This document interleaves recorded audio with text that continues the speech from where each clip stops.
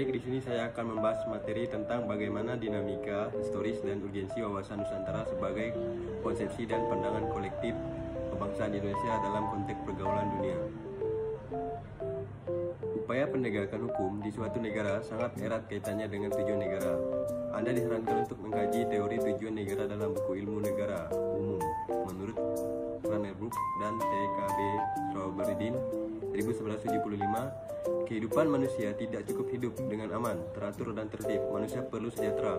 Apabila tujuan negara hanya menjaga ketertiban, maka tujuan negara itu terlalu sempit. Tujuan negara yang lebih luas adalah agar setiap manusia terjamin kesejahteraannya di samping keamanannya. Dengan kata lain, negara yang memiliki kewenangan mengatur masyarakat perlu ikut mensejahterakan masyarakat. Teori negara hukum dari Cranbrook ini banyak dianut oleh negara-negara modern. Bagaimana dengan Indonesia? Negara Kesatuan Republik Indonesia (NKRI) adalah negara hukum. Artinya, negara yang bukan didasarkan pada kekuasaan belaka, melainkan negara yang berdasarkan atas hukum. Artinya, semua persoalan kemasyarakatan, kewarganegaraan, pemerintah atau kenegaraan harus didasarkan atas hukum. Tujuan negara Republik Indonesia dapat kita temukan pada pembukaan Undang-Undang Dasar 1945, yakni pada alinea keempat sebagai berikut.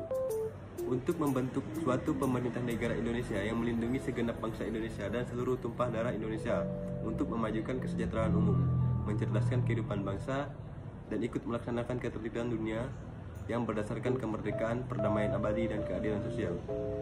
Fungsi ini dilaksanakan dengan berlandaskan pada hukum dan melalui badan-badan peradilan yang didirikan sebagai tempat mencari keadilan.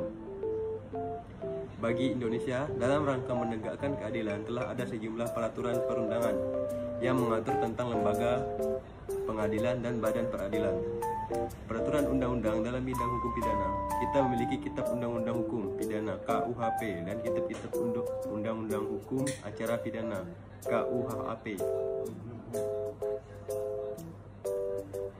Dari sebanyak tuntutan masyarakat, beberapa sudah mulai terlihat perubahan ke arah yang positif, namun beberapa hal masih tersisa. Mengenai penegakan hukum ini, hampir setiap hari media massa baik elektronik maupun cetak menayangkan masalah pelanggaran hukum, baik terkait dengan masalah penegakan hukum yang memenuhi rasa keadilan masyarakat maupun masalah pelanggaran HAM dan KKN.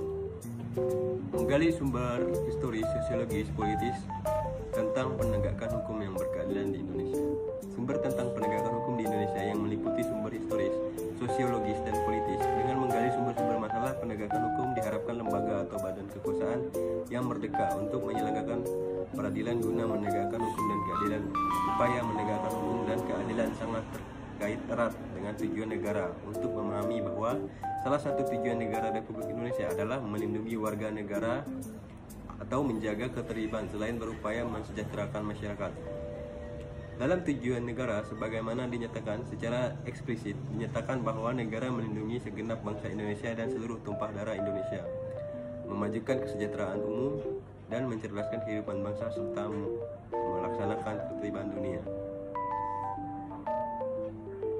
Agar negara dapat melaksanakan tugas dan bidang ketertiban dan perlindungan warga negara, maka disusunlah peraturan-peraturan yang disebut peraturan hukum. Peraturan hukum mengatur hubungan antara manusia yang satu dengan manusia yang lainnya. Di samping mengatur hubungan manusia atau warga negara dengan negara, serta mengatur organ-organ negara dalam menjalankan pemerintahan negara. Ada dua pembagian besar hukum. Pertama, privat, ialah hukum yang mengatur hubungan antara manusia, individu yang menyangkut kepentingan pribadi. Misalnya, masalah jual beli, sewa menyewa, pembagian harta waris. Kedua, hukum publik ialah hukum yang mengatur hubungan antara negara dengan organ negara atau hubungan negara dengan perseorangan yang menyangkut kepentingan umum. D. Membangun argumen tentang dinamika dan tantangan penegakan hukum yang berkeadilan di Indonesia. Tantangan terkait dengan masalah penegakan hukum di Indonesia, sejumlah kasus dan peristiwa dalam kehidupan sehari-hari, seperti yang kita lihat pada subbab di atas sebagai berikut. Masih banyak perilaku warga negara, khususnya oknum aparatur negara, yang belum baik dan terpuji. Terbukti masih ada praktik KKN, praktik suap, perilaku premanisme, dan perilaku yang tidak teruji.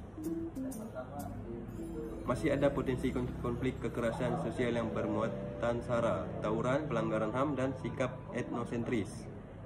Maraknya kasus-kasus ketidakadilan sosial dan hukum yang belum diselesaikan dan ditangani secara tuntas.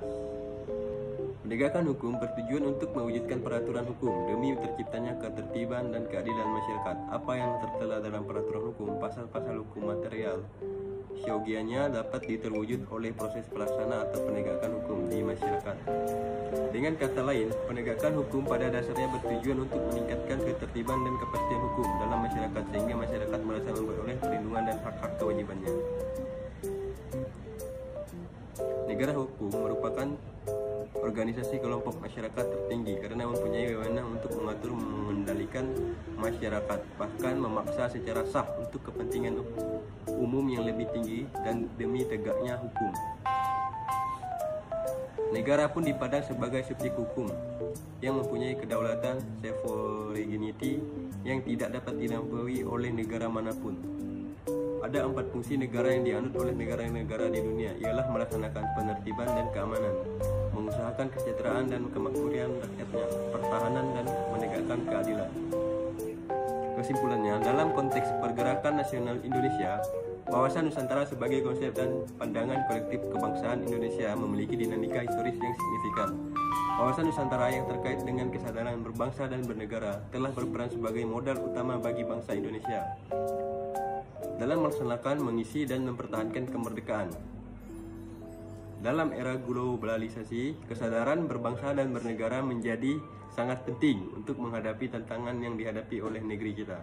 Kesadaran berbangsa dan bernegara mempunyai makna bahwa individu yang hidup dan terkait dalam kaidah dan naungan di bawah negara Kesatuan Republik Indonesia harus mempunyai sikap dan perilaku yang tumbuh dan kemauan diri yang dilandasi keikhlasan atau kerelaan bertindak demi kebaikan bangsa dan negara Indonesia. Baik, sekian presentasi dari saya ucapkan terima kasih.